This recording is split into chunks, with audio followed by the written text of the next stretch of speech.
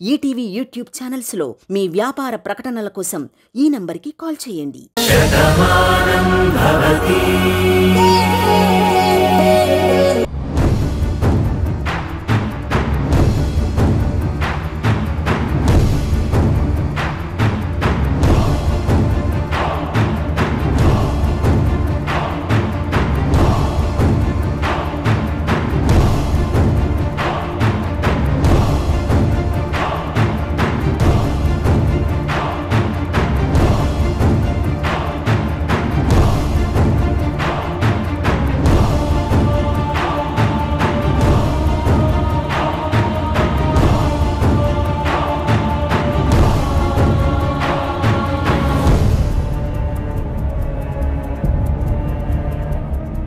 అమ్మా భాను, మీరెందుకమ్మా ఇక్కడికి వచ్చారు?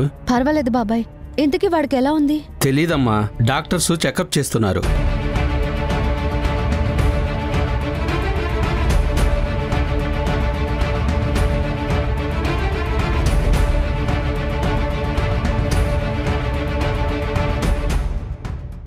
రిపోర్ట్స్ ఇప్పుడే వచ్చాయని డాక్టర్ గారు చెప్పారు.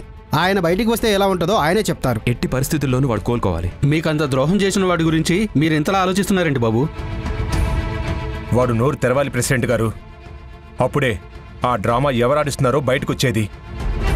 మా అమ్మని అంతం చేయాలనుకున్నాడు, భానుని నా నుంచి దూరం చేయాలనుకున్నాడు. అలాంటి వాణ్ణి, వాడితో ఈ పని చేయించిన వాళ్ళని అస్సలు వదలకూడదు. ఎట్టి పరిస్థితుల్లోనూ వదలకూడదు. వాళ్ళకి తగిన బుద్ధి చెప్పాలంటే వీడు నోరు విప్పాలి. డోంట్ వరీ కార్తిక్ గారు, ఎంత పెద్ద క్రిమినల్ అయినా చట్టం నుంచి తప్పించుకోలేడు. వాళ్ళకి ఖచ్చితంగా శిక్ష పడుతుంది.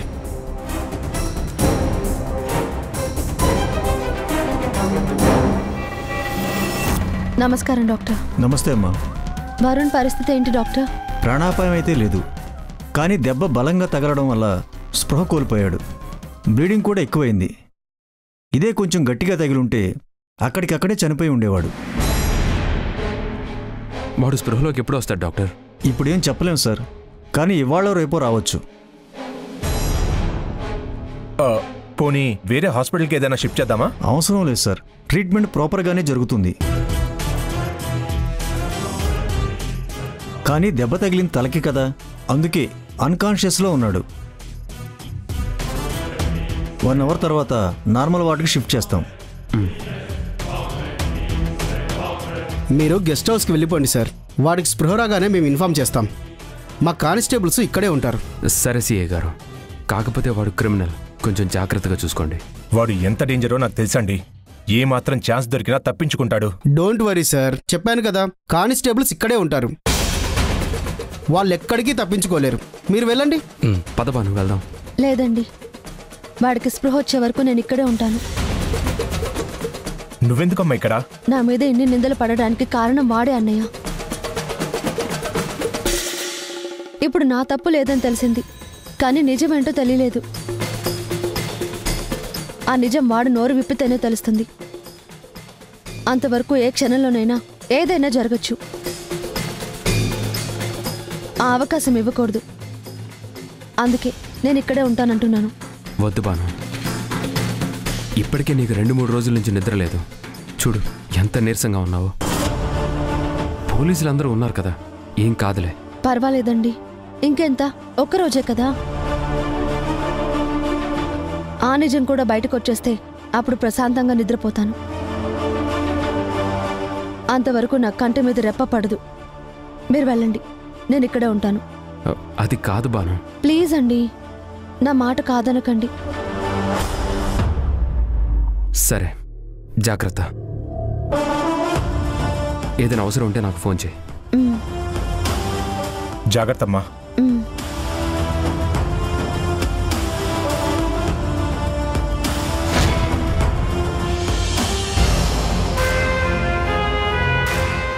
సార్, మీ మేనకోడలు ఫోన్ చేశారు సార్.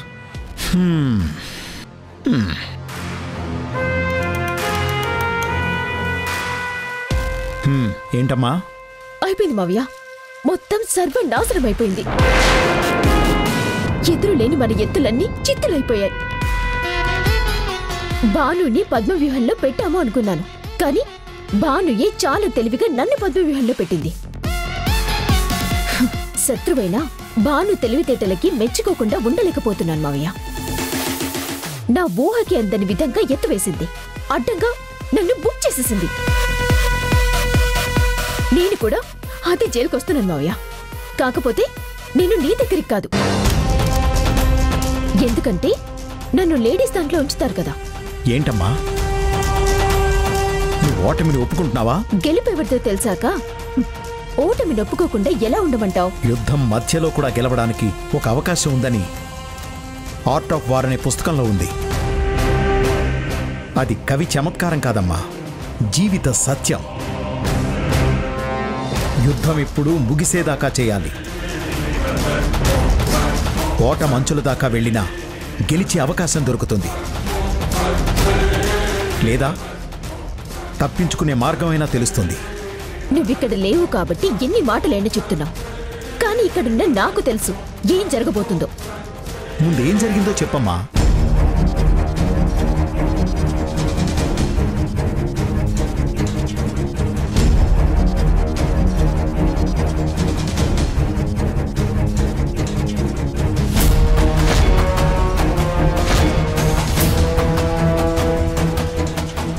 ఇప్పుడు చెప్పు మావయ్య, భాను గెలిచింది కదా? బాను గెలిచుండొచ్చు, కానీ నువ్వు ఓడిపోలేదమ్మా. ఆ వరుణ్ స్పృహలోకొచ్చిన మరుక్షణాన నా చేతికి బేడీలు పడతాయి, అర్థమవుతుందా? వాడు స్పృహలోకొస్తేనే నీ చేతికి బేడీలు పడతాయి. అది నీకర్థమవుతుందా? అంటే ఆ మూసిన కన్ను తెరవకూడదు, మూగబోయిన గొంతు మాట్లాడకూడదు. అర్థమైందనుకుంటాను. సభాష్ మావయ్య, మునిగిపోతున్న ఓడలోంచి తప్పించుకోవటం ఎలాగో చెప్పావు. నువ్వు సెకను కన్నా 3 ఆకులు ఎక్కువ చదివావు. ఇప్పుడు నేను తాటకిలా మారి ఏం చేయాలో అది చేస్తాను.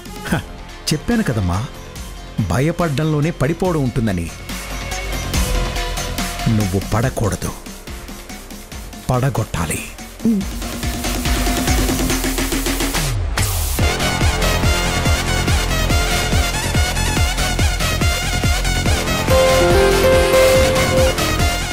హలో, చెప్పాను. ఎక్కడున్నావు వసంత? ఇక్కడే ఉన్నానే. నీలిమ ఎక్కడుంది? అది గదిలోకెళ్ళి తలుపేసుకుంది. నేను గది ముందే ఉన్నాను.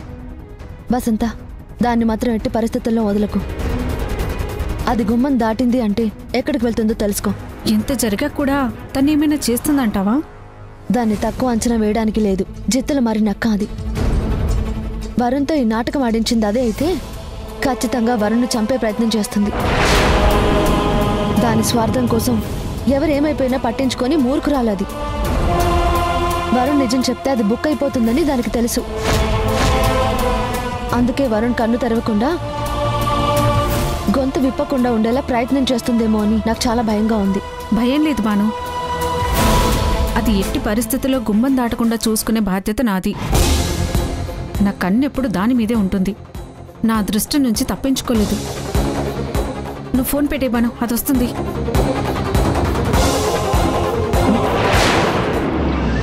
నువ్వెంటిక్కడున్నావు?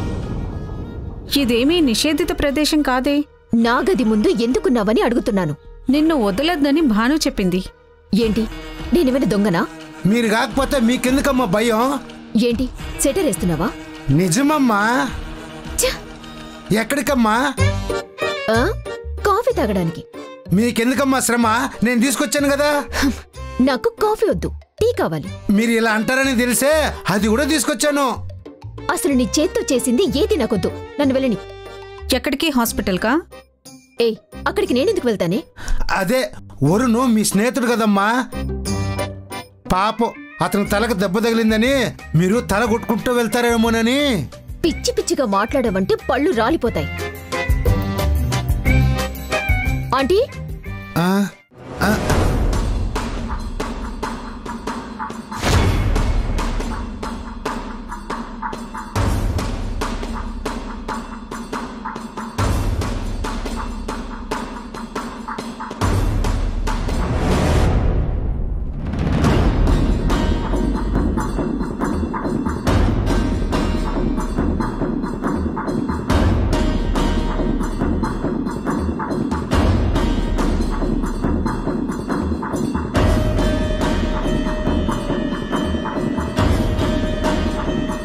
వాసు,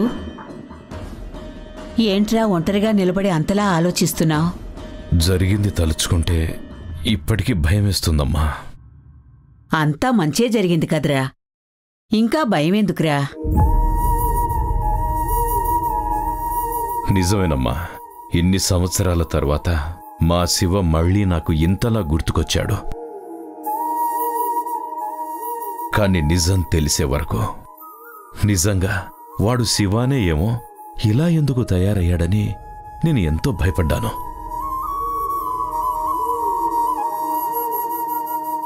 నా కొడుకులో మంచితనం లేకుండా నిజంగా ఇలాంటి బుద్ధే ఉంటే నేను భాను వాణ్ణి ఖచ్చితంగా క్షమించేవాళ్లమే కాదు. ఎందుకంటే నాకు నా కొడుకు కన్నా నా చెల్లెలు బావుండడమే కావాలి.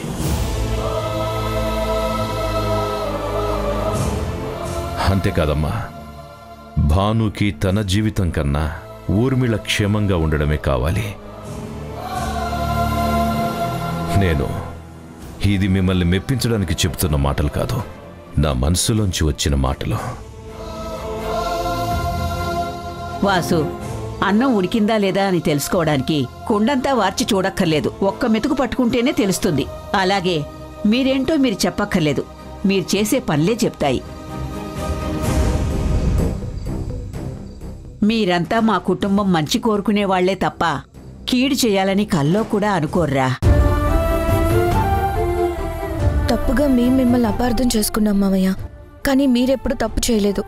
ఎంత కాదనుకున్నా అప్పుడప్పుడు నిందల్ని మోస్తున్నారు.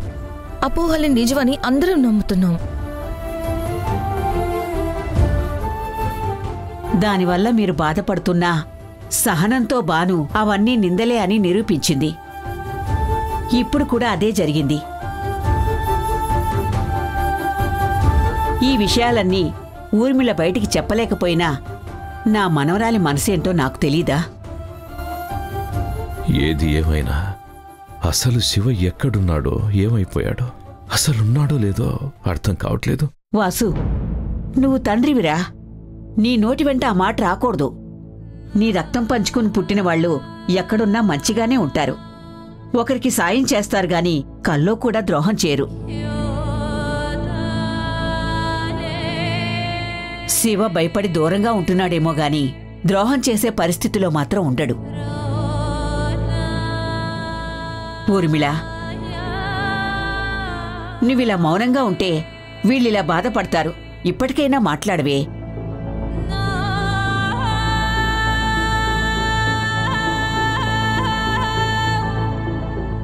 ఏం మాట్లాడాలో అర్థం కావడం లేదమ్మమ్మా.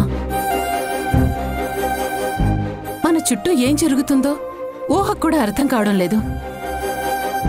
అసలు వరుణ్ గాడు ఇంతకు తెగించడం ఏంటి? అసలు ఎందుకు చేశాడు?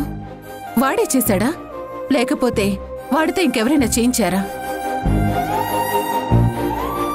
నాకు ఏమనాలో తెలియడం లేదు. నిజం అనేది ఎంతో కాలం దాగదు ఊర్మిళ. ఇప్పుడు బయటికి రాలేదా? బాను మీద పడ్డది నింద అని తెలియలేదా? అలాగే హాస్పిటల్లో వాడు కోలుకుంటాడు, నోరు విప్పి నిజం చెప్తాడు. అప్పుడు మన వెనకాల గోతులు తీస్తున్న వాళ్ళెవరో బయటకు వస్తారు. అదే గోతులో వాళ్ళని పాతేసి మన ఇంట్లో శాంతిని నెలకొల్పుతాను. తప్పకుండా చేద్దాం బామ్మ. మనతో ఉంటూ మనందరినీ విడదీయాలని ఎవరు చూస్తున్నారో మనకు తెలియాలి కదా. అలాంటి వాళ్ళని బయటికి పంపిస్తేనే మనం అంతా ఒకటిగా ఉంటాం.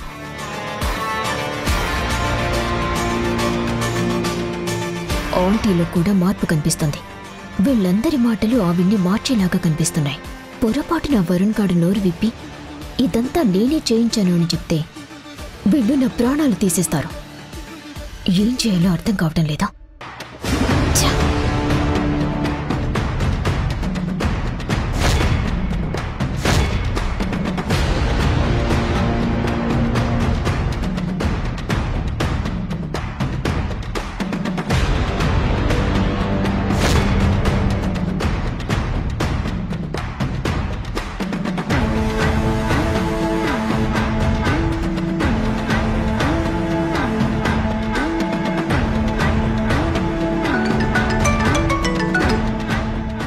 ఏంటి వసంత?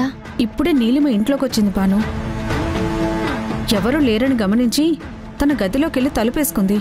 అవునా? ఏం చేయమంటావు? బయట నుంచి తలుపు గడియ పెట్టనా? వద్దు వసంత, ఇప్పుడు అది కూరలు తీసేసిన పాము. జస్ట్ అది ఏం చేస్తుందో గమనించు చాలు. సరే.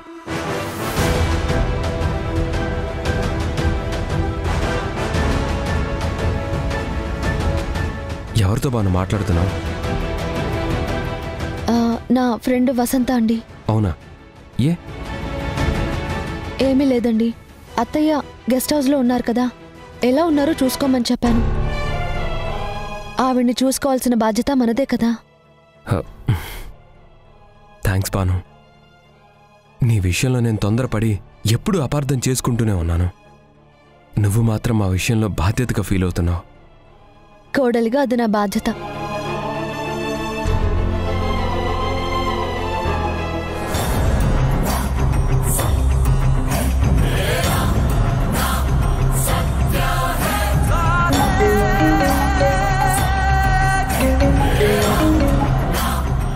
అమ్మా నీలిమా,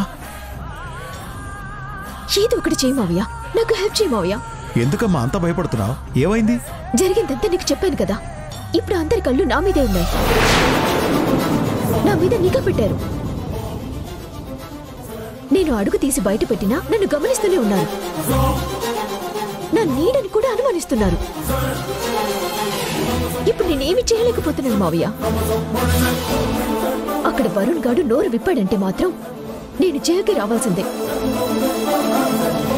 నీ మేనకోడల జీవితం నాశనమైపోతుంది మావయ్య. నేను కలలో కట్టుకున్న కోటలన్నీ కూలిపోతున్నాయి. అమ్మా నీలిమా, నువ్వు భయపడకు. నాకు కొంచెం సమయం ఇవ్వు, నేను చూసుకుంటాను. అంతవరకు నువ్వు జాగ్రత్తగా ఉండు. మావయ్య, నేను జైలు నుంచి బయటికి రాకపోయినా నిన్ను కాపాడుకునే బాధ్యత నాది.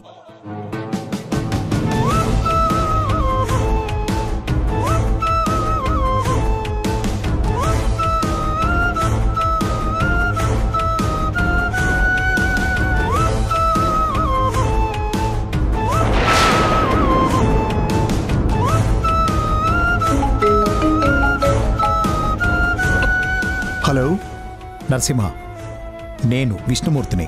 చెప్పండి సార్. నువ్వు నాకు హెల్ప్ చేయాలి. మీ నుంచి ఫోన్ వచ్చినప్పుడే ఊహించాను. ఏం చేయాలో చెప్పండి.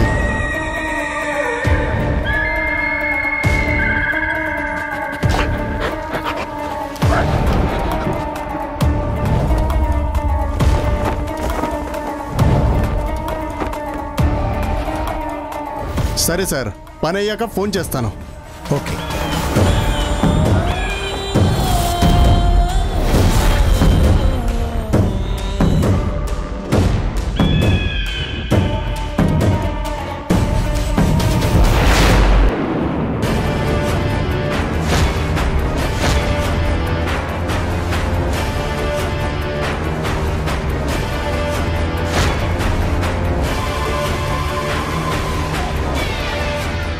వరుణ్, నువ్వు ఇదంతా కావాలని చేస్తున్నావంటే నేను నమ్మను.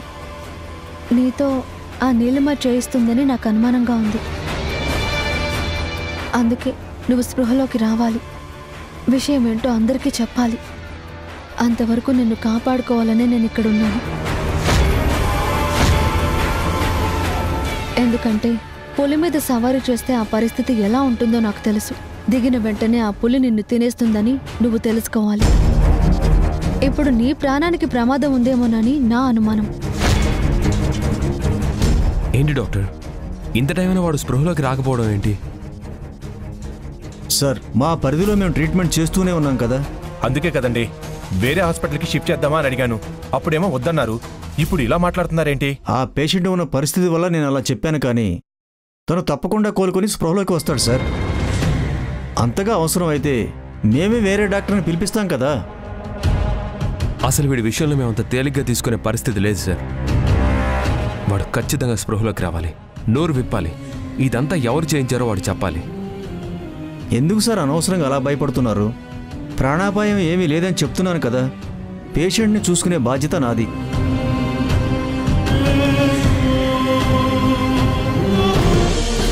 ఎవరు కావాలి sir? I'm doctor Narasimha, city నుంచి వచ్చాను. ఎవరిని కలవాలి సార్? కలెక్టర్ గారు పంపించారు. డ్యూటీ డాక్టర్ ఎవరు? డాక్టర్ గారు రూమ్లో ఉన్నారు సార్, అటువైపు వెళ్ళండి. ఓకే.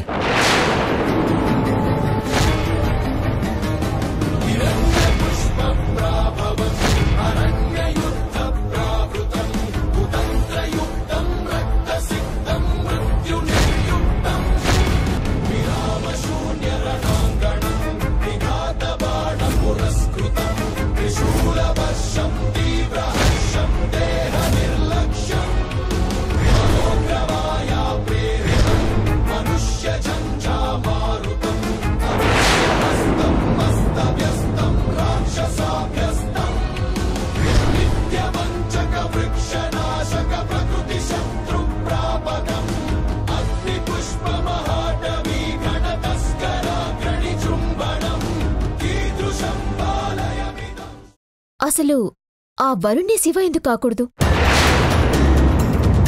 ఎక్కడెక్కడో పెరిగి వరుణ్ అని పేరు మార్చుకుని వచ్చుంటాడేమో.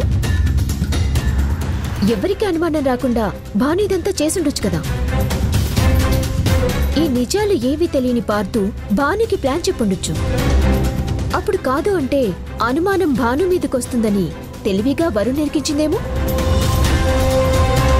ఈటీవీ విన్ యాప్ రోజుకి కేవలం రూపాయి మాత్రమే. ఇప్పుడే ఈటీవీ విన్ యాప్ డౌన్లోడ్ చేసి సబ్స్క్రైబ్ చేయండి.